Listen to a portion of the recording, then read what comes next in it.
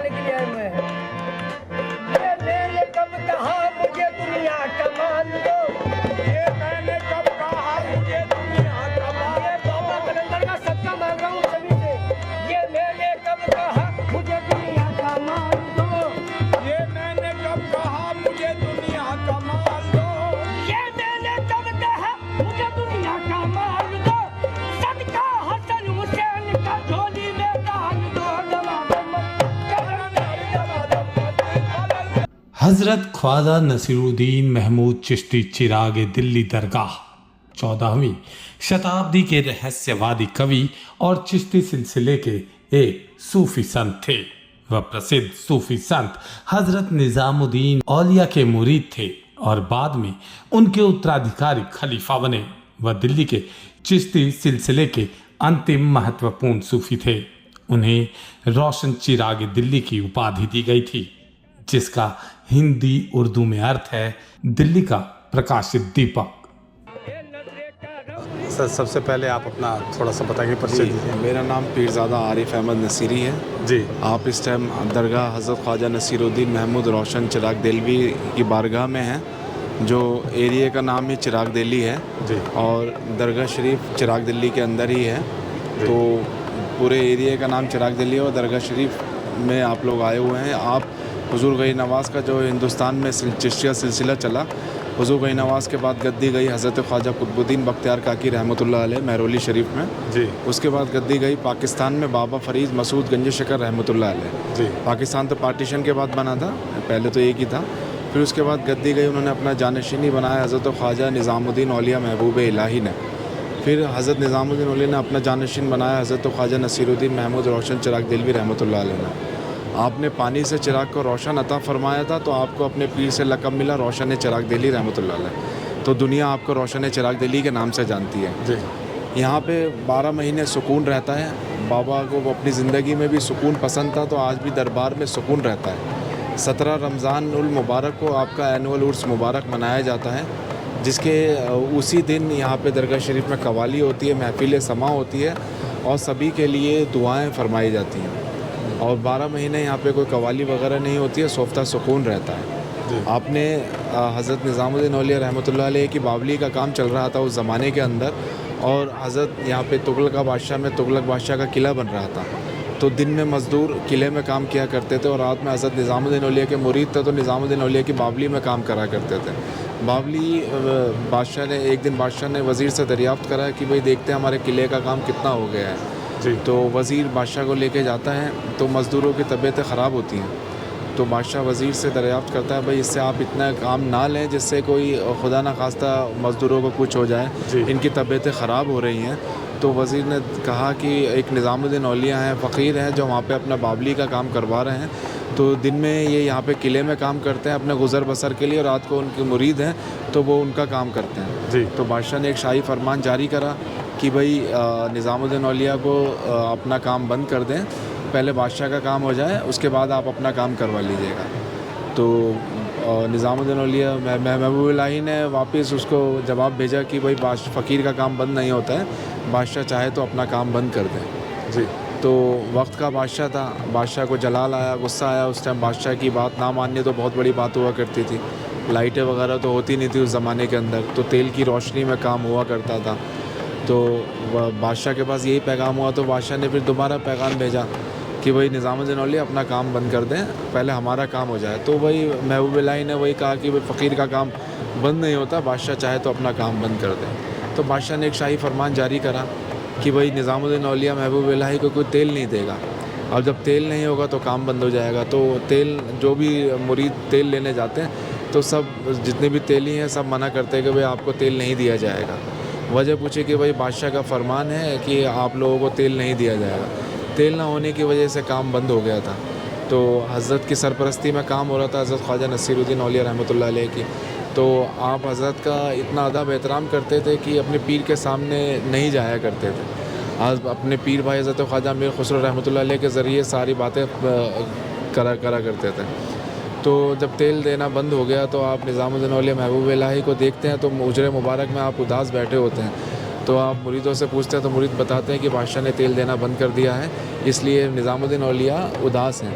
तो आप हुजरे मुबारक में जाते हैं तो महबूब पाक फरमाते हैं कि नसीर अब वक्त आ गया है, तो जाइए आप रोशन करिए। तो आप थोड़ा सा सौतों में से पानी आ गया था, तो आप घड़ों में भरते हैं और अल्लाह ताला से दुआएं फरमाते हैं और उंगली लगाते हैं और चिराग रोशन हो जाता है। तो आपका कहने का जो मतलब है कि तब से इस जगह का नाम चिराग दिल्ली के नाम जी, से तभी मशहूर हो। आपको अपने पीर ने नवाजा, निज़ामुद्दीन औलिया ने इस लक़ब से रोशन चिराग दिल्ली जी। कि नसीरुद्दीन आज से तुम्हें दुनिया रोशन चिराग दिल्ली के नाम से जानेगी। तो जभी से आपको अपना लक़ब मिला रोशन चिराग दिल्ली।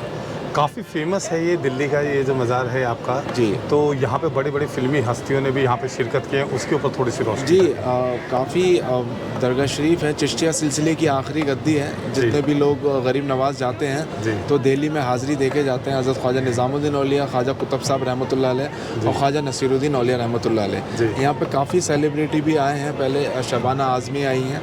यहाँ पे एक फायर मूवी की शूटिंग हुई थी। अच्छा जी, तो वो यहीं दरगाह शरीफ में हुई है। और दिलीप कुमार साहब की बहनें वगैरह भी आई हैं, उनकी पुप्पी वगैरह भी आई हैं। तो एक बार आमिर खान साहब भी आए थे अपनी मंगल पांडे की शूटिंग के लिए यहाँ पे। जी जी जी तो लोकेशन देखने के लिए, लेकिन उनको कुछ समझ नहीं आया तो वो नहीं हो पाए। जी बाकी दरबार है इतना बड़ा, जिसको चाहते हैं उसी को दर पे बुलाते जी। हैं। बाकी यहाँ पे शाहनवाज हुसैन जो बीजेपी के नेता हैं वो भी आते हैं यहाँ पे, सरकार से आस्था है उनकी, तो वो यहाँ पे भी दर्शन के लिए आते हैं। बाकी पॉलिटिकल पार्टी के भी बहुत लोग आते हैं, हर धर्म के, हर मज़हब के लोग सरकार की बारगाह में फैज़याब होने के लिए आते हैं, क्योंकि यहाँ पे सबों के लिए दरबार खुला हुआ है। यहाँ सभी मज़हब व मिल्लत के लिए लोग आते हैं, सबों के लिए दुआएं होती हैं। अच्छा सर, अब मैं ये चाहता हूँ कि हमारे जो दर्शक नाजरीन हैं वो इसका सही से पूरा वो देख सकें, पूरा हमारे वीडियो के माध्यम से, तो थोड़ा सा आप हमें रूबरू करवाइए कि क्या है इस मस्जिद में, क्या है। आप देखिए बाहर आपका पूरा नाम है हज़रत ख्वाजा नसीरुद्दीन महमूद रोशन चिराग दिल्ली। जी, ये आपका पूरा नाम और ये आपका मज़ार मुबारक है। जी जी जी जो शरीफ है हज़रत ख्वाजा नसीरुद्दीन।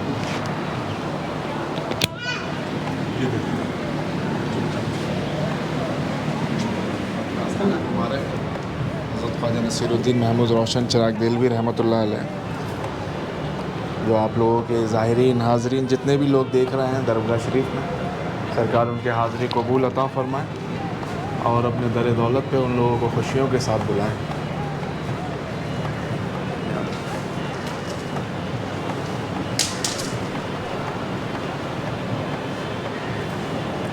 लोगों की मान्यता है यहाँ पे पानी से चिराग आपने रोशन करा था तो लोग मानते हैं, मन्नतें बाबा के यहाँ पे धागा बांधते हैं अपनी मन्नत पूरी होने के लिए।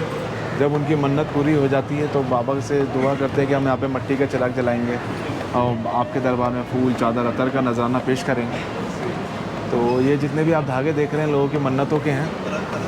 जो भी इल्तिजाएँ, आस्थाएँ लेके दरबार में आते हैं लोग तो वो सरकार उनकी सब दुआएँ पूरी करते हैं।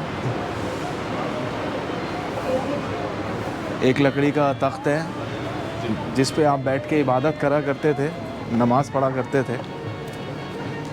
हज़रत का 700 साल बरस पुराना वो लकड़ी का तख्त है। आप हज़रत के भांजे भी हैं, भांजे हज़रत मौलाना ज़ैनुद्दीन अली रहमतुल्लाह अलैह।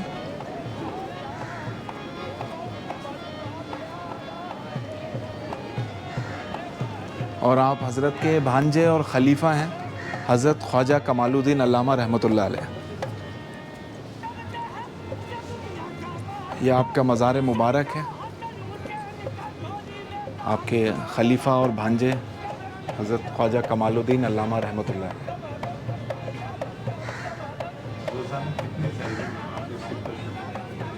जी, ज़ाहिरीन का तो ऐसे हम बता नहीं सकते हैं। तो बस ये कि आते रहते हैं। ज़ाहिरीन सरकार को सुकून पसंद है तो दरबार में ज़्यादा भीड़ भाड़ नहीं होती है। यहाँ पे फ्राइडे को ज़्यादा भीड़ होती है क्योंकि लोग नमाज़ पढ़ने के लिए आते हैं। जुम्मे वाले दिन लोग नमाज़ पढ़ने आते हैं तो उस दिन आप जी, तो आप पूछ रहे थे यहाँ पे ज़ाहिरीनों की आमद कितनी होती है, तो ये तो बताना थोड़ा सा मुश्किल हो पाएगा क्योंकि यहाँ पे जिसको सरकार चाहते हैं वही आते हैं, लेकिन यहाँ पे ज़्यादा ज़ाहिरीन आ नहीं पाते हैं। थोड़ा सा या ये कहिए यहाँ पे हमारे यहाँ थोड़ा रास्ते की परेशानी है, लोगों को पार्किंग वगैरह नहीं मिल पाती है, इस वजह से नहीं आ पाते हैं। बाकी जितने भी आप ज़ाहिरीन देख रहे हैं तो ऐसे ही लोग आते रहते हैं और सरकार की बारगाह में हाज़िरी देते हैं और जाते हैं सब पैसे आप होके। ये किसी से कुछ नहीं कहते जी। कभी एक पैसे के लिए कभी कुछ नहीं कहते।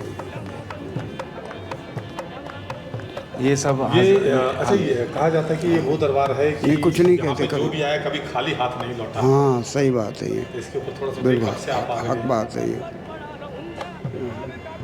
कब से आप यहाँ पे शिरकत करते हैं? हम 35 साल से यहाँ हैं, 35 वैसे 50 साल हो गया हमको पूरा।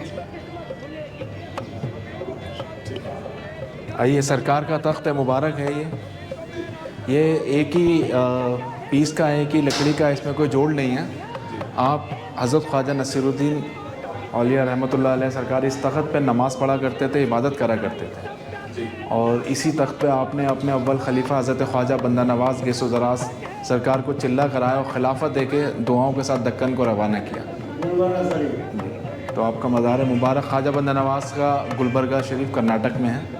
तो इसी तख्त पे आपने इबादत करवाई थी और चिल्ला करवाया था, और यही सरकार का तख्त है, मुबारक है। जो आपके ज़ाहिरीन नाजरीन जो यहाँ पे देख रहे हैं, देख के फैज़याब हो रहे हैं, और जल्द से जल्द वो लोग भी आएँ दरबार में, अपनी आँखों से नज़ारा करें। सरकार का तख्त है, इसी तख्त पे आप नमाज़ पढ़ते थे, इबादत करते थे। और बाकी जितना भी आप देख रहे हैं ये सब सरकार का मुरीदाना सिलसिला है। और ऐसे ही 12 महीने यहाँ पे दरगाह शरीफ में सुकून रहता है। जब कभी भी आप आएँ जुमेरात में, और जुम्मे में थोड़ा सा नमाजी आते हैं तो माशाल्लाह रश रहता है। 17 रमज़ान को आपका उर्स होता है।